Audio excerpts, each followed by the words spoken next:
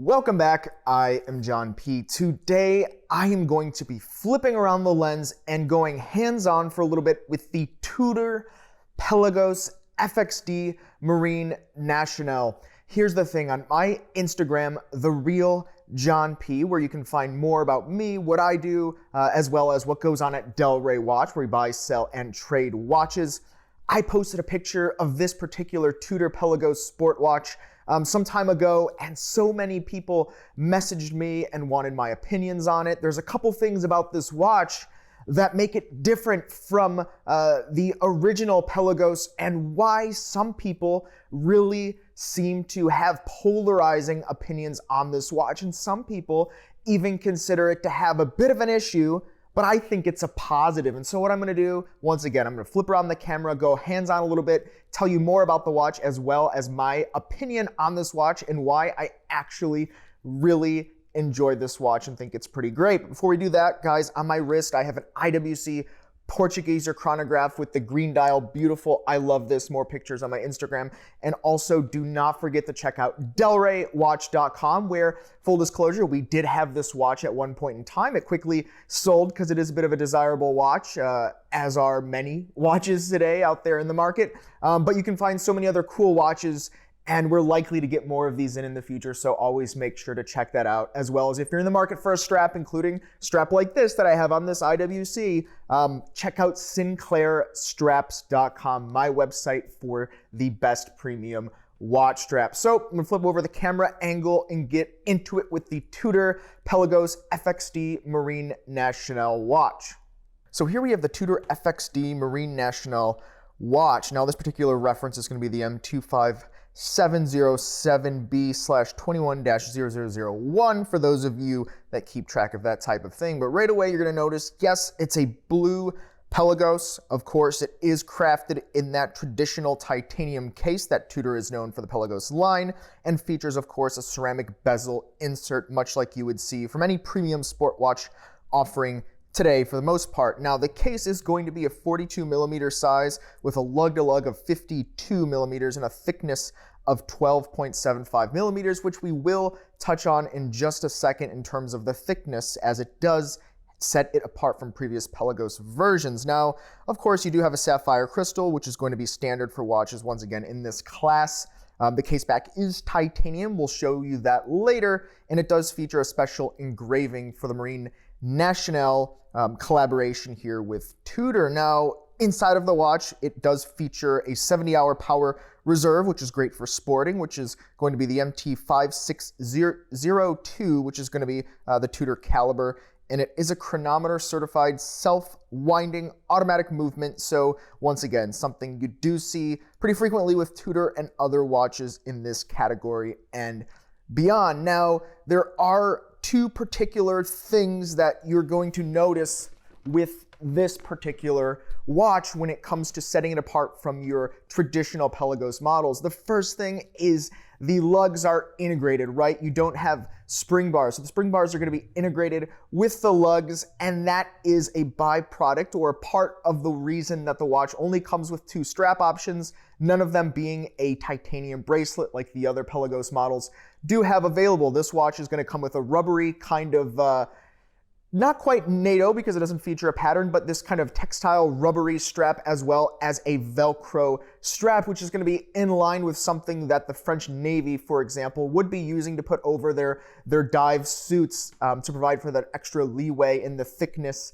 of the suits. And so the strap options do come with that, which is why you don't see the spring bars. And the other thing, and this is the thickness, is the watch is over a millimeter thinner than the previous Pelagos versions, and this is because, or at least this was achieved by removing the helium escape valve. And when they do this and make it a slimmer watch, this is actually going to be reducing the water resistance rating from the previous Pelagos version to this version. So there is a slightly less water resistance rating in the watch, which injecting my opinion here, I don't think that's too big of a deal, considering the original Pelagos was rated to a depth that a human really wouldn't have gone to anyway. So that's not the worst thing to keep in mind. But overall, this watch when you feel it, when you put it on the wrist, you give it kind of that wristy spin and you do hold it in your hand, it feels substantial, it feels significant, it feels like a true sporting watch, and it doesn't feel like something that people would consider to be lesser compared to a Rolex. You put it on the wrist, it's fun, it's cool, kind of the matte bluish styling on the dial is really appealing. The bezel feels solid. Overall, the watch just feels like a workhorse, very comfortable watch. And even though it's 42 millimeters, it does wear a little bit slimmer because of the way that those the integrated spring bars, or the way that the actual straps are affixed to the case, adds a little bit of a different kind of flexion in the wrist and the way that it sits. So it's very interesting, and it doesn't quite feel like a 42. It feels on the wrist more like a 40. I can wear it very comfortably with a 6.5-inch wrist. So I think if you are in that smaller wrist size, which I admit that I am, it would be very comfortable for you, as well as a larger wrist size, especially considering the strap offerings. Now, what are my opinions on this watch? Now, the first thing right away is some people in the forums and on Instagram, they really don't like the fact that there are not removable spring bars. Some people, they want to put a different strap on. They want a bracelet. They want this to be, a Rolex Submariner for the most part. People sometimes like that. They want to try to make a watch into something that it's not, and it's not that, right? This is a watch that is intended to be in the styling of something that would be made for actual French Navy, the Marine Nationale. Now, this isn't a watch that's standard issue for them, but it was made in collaboration with the idea in mind that this could be worn for those types of adventures.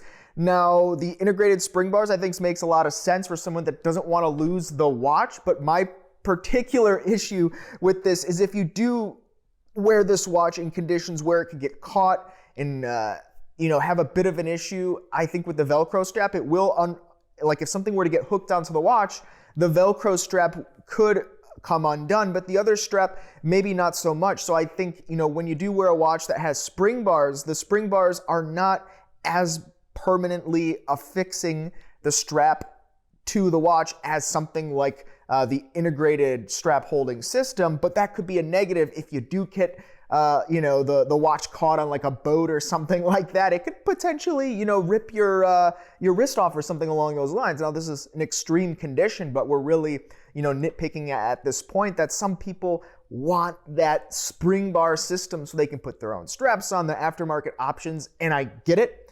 But that's not really, I think, what Tudor's intending here, right? Because you could just go and get a Pelagos. You could get a Black Bay. Now, comparing this watch up against the other Black Bay offerings you see here, it's interesting to see how it does just look a little bit different. The feel, the profile still has that kind of Tudor feeling to it, but this unique styling with the way that this system works with the spring bars, and it just feels, at least in my opinion, a little bit more rugged, durable, and tooly, at least aesthetically to me. Now, this is up for you to decide for you as well, but I think when they do have this system, it does just make it seem a little bit more tooly, so to speak. Oftentimes when you put a bracelet on a watch, it can make it more of a flashy kind of a watch. There's more metal, there's more reflection, and when you do put it on a strap, in my opinion, it becomes more tooly and like useful in that kind of a sense, at least from my personal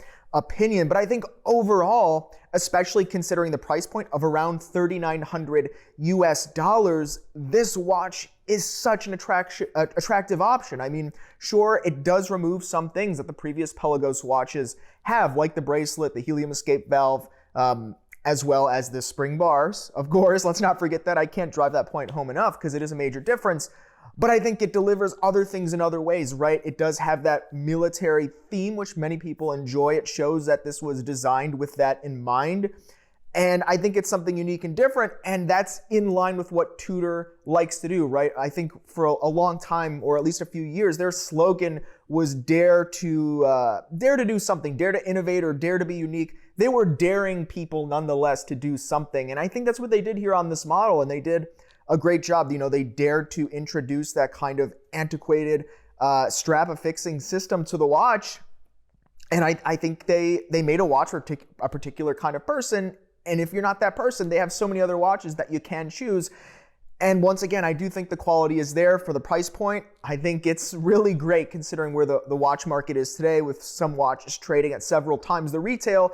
If you can buy this watch at retail, I really think it's a great deal. Spec for spec, it all makes sense, and it feels great on the wrist. It's surprising in so many ways, just so long as you can look past the fact that you are losing the helium escape valve, which, I mean, who is really using that for the most part? A very small selected hand few of people.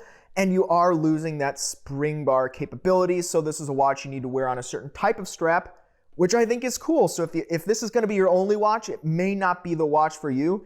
But if this is going to be a watch to fit a certain place in your collection, this is an excellent watch to consider. And I think Tudor did a great job, and I look forward to seeing what they do with similar watches in the future, because there's something about this watch that just screams cool to me. But what do you guys think about the Tudor FXD Marine Nationale Pelagos? I would love to see it and hear it in the comments below. Please do not forget the thumbs up, like, and subscribe. I do appreciate it. You can find me on Instagram, TheRealJohnP. Do not forget to check out DelReyWatch.com as well as SinclairStraps.com. Thanks.